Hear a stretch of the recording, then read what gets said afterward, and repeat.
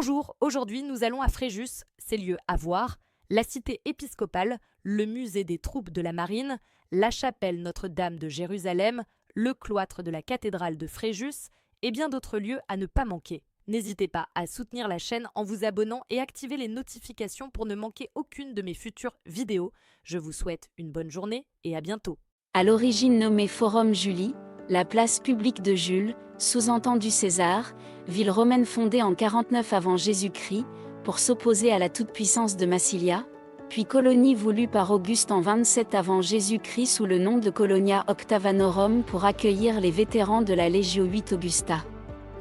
Équipée sous Tibère, elle décline jusqu'au IVe siècle, date de la constitution de l'évêché. Cité d'accueil du triomphe de Charles Quint en 1536, pôle agricole varois depuis le Moyen Âge, ville de garnison depuis le XVIe siècle. La cathédrale Saint-Léonce de Fréjus est une cathédrale catholique située dans le centre historique de Fréjus, dans le département du Var. Elle est classée monument historique depuis 1862. C'est un bâtiment à l'origine médiévale mais résultant de plusieurs époques.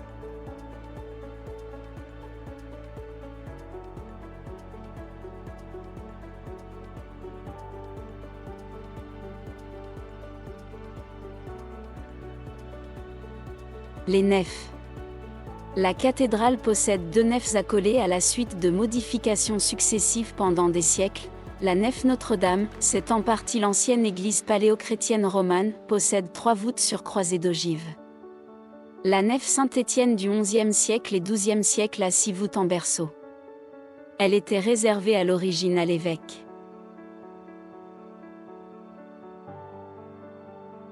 Le cloître roman à 2 étages date du XIIe siècle.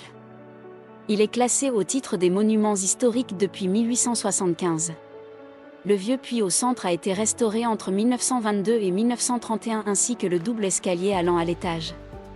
Les plafonds des galeries offrent une collection de panneaux de bois peints des XIVe et XVe siècles, avec de jolies arcades retombant sur des colonnettes doubles. Elles sont peintes et décorées de personnages, d'animaux, et un bestiaire fantastique à travers plus de 300 panneaux de peints. En 1969, certains de ces panneaux ont été restaurés, sous la conduite de Pierre Augeard, architecte des bâtiments de France, par, entre autres, Cyril de la Patelière et Jean-André Bastiani.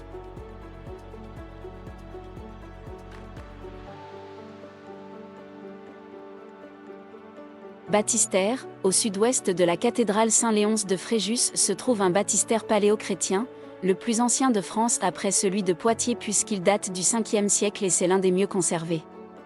Réemploi de 8 colonnes antiques d'angle corinthienne en provenance sans doute d'un édifice romain. La salle est octogonale ainsi que la cuve ou piscine pour le baptême par immersion comme cela se pratiquait à l'époque. Les pans sont coupés avec des absidioles contenant des sarcophages et statues couchées. La coupole est sur piliers. Le clocher, au XIIe siècle, un premier clocher-porche se trouvait à l'entrée dans la première travée de la nef Notre-Dame. Le clocher actuel date du XIIIe siècle. La tour du clocher est divisée en 3 parties. La toiture de forme conique est décorée de jaune et de vert afin de donner l'illusion de l'or. Elle repose sur une construction octogonale du XVIe siècle. Et enfin le tout repose sur une base carrée plus ancienne au-dessus du narthex du côté du déambulatoire sud. Saint-Léonce, évêque de Fréjus en France de 419 à sa mort, il fut un grand ami de Jean Cassien qui lui dédia ses 10 premières conférences. Saint-Léonce, Fréjus, patron secondaire du diocèse, la grande figure de Saint-Léonce, saint protecteur de la cathédrale de Fréjus et du diocèse, ouvre la longue liste des évêques. Saint-Léonce est élu évêque selon la tradition, en 400. Une grande partie de la Provence a été placée sous sa juridiction en tant que vicaire apostolique. C'est sous son pontificat qu'a certainement été terminée la cathédrale primitive, 380 à 420, de Fréjus.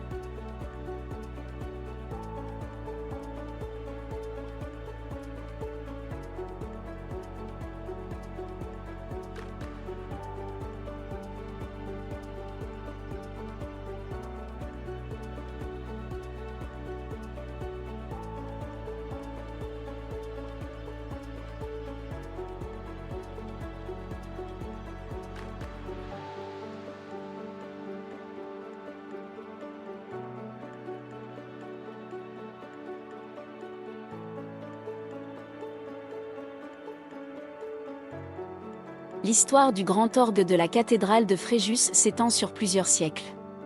L'orgue actuel a été achevé entre 1989 et 1991. Pascal Corin et Jean-Louis Loriot ont réalisé cette œuvre magistrale. Ce projet s'inscrit dans une tradition d'orgue à Fréjus, mentionnée dès 1600.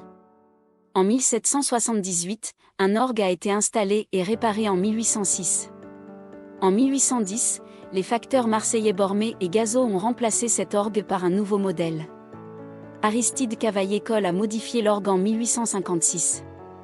L'orgue de 1857, composé de 16 jeux, 2 claviers et un pédalier, a été restauré plusieurs fois. Après les bombardements de 1944 et un coup de foudre en 1951, l'orgue a souffert.